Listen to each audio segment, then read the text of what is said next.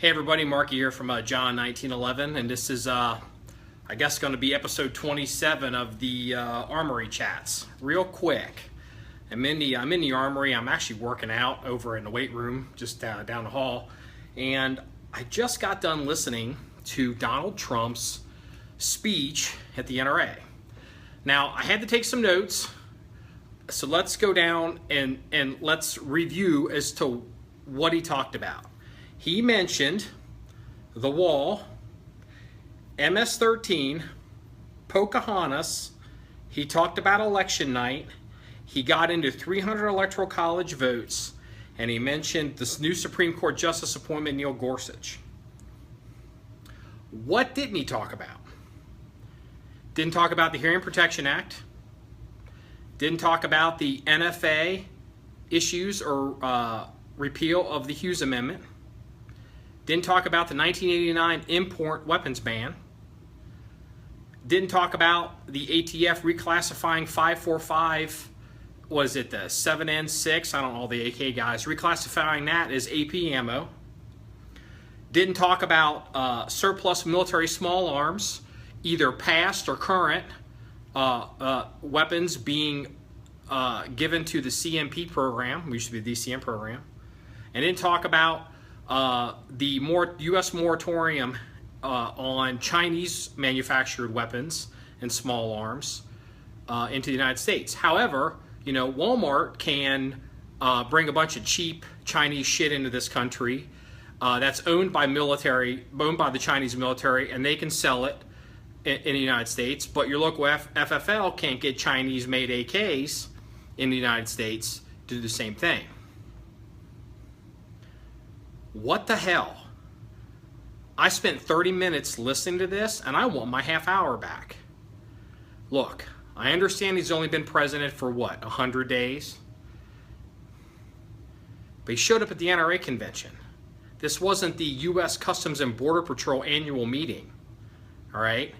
This was a chance he could have done something. Oh, he mentioned the repeal of hunting ammo, lead hunting ammo ban on federal wetlands or, you know, federal parks. Wow, really? Blow me over. You know, and to give you guys an example of what I'm talking about, Trump is expected to go to Israel here in a few weeks and to Jerusalem.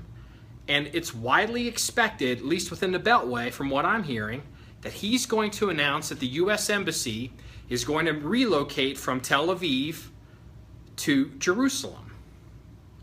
And he's going to do that when he's visiting Jerusalem and Israel. And he should do that, because if you ask a lot of Americans what's the capital of Israel, most of them don't even actually know. They're like, Tel Aviv. No, the capital of Israel is Jerusalem. You go to Israel, you go to Jerusalem, you make it right. You go to the NRA, you go before the people that got you in office, and you make it right. He could have at least talked about these subjects. He could have mentioned a few things. He could have talked, you know, he could have said, well, you know, I'm ordering my administration right now to possibly look into what we can do to revisit the NFA, or what we can redo to revisit the import ban, or what we can redo to revisit 1, 2, 3, 4, 5, 6, 7.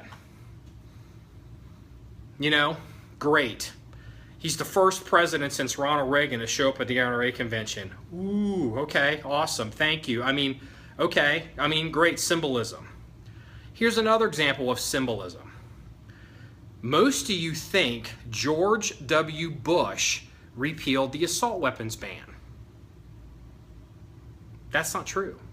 George W. Bush said publicly that if the assault weapons ban doesn't sunset, if it renews and comes out of Congress onto his desk, he would sign it.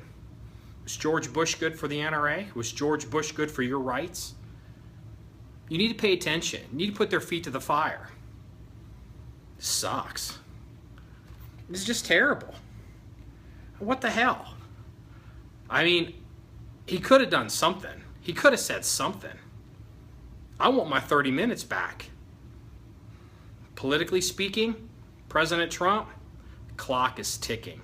A lot of this stuff you can do with an executive order. This doesn't have to go through Congress. We're paying attention and we're keeping score. Pocahontas isn't your only problem.